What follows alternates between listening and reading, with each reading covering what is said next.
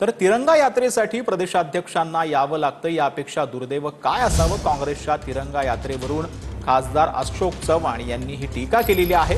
शहांच्या उपस्थितीत शंखनाद सभा, अशोक चव्हाणांचे नेतृत्व अक्षम्य आहे।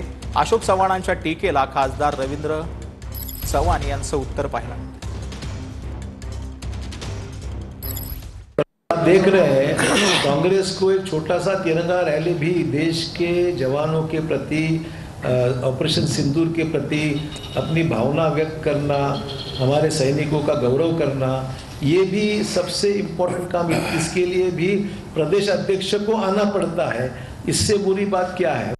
नाही, रॅलीचं नियोजन आम्ही केलेलं आहे आणि सन्माननीय प्रदेशाध्यक्ष या निमित्तानं नांदेडमध्ये यावं याच्यासाठी आम्ही त्यांना विनंती केलेली आहे। या उलट मला त्यांना प्रश्न विचारायचा आहे की आज ते काँग्रेसमध्ये असताना काँग्रेसची सर्वेसर्वा होते, त्यांच्या अध्यक्षेखाली सर्व कार्यक्रम होत होते। शंखानादच्या माध्यमातून स्थानिक स्वराज्य निवडणुकीचा रणशिंग फुटला जात आहे असं म्हणतायत।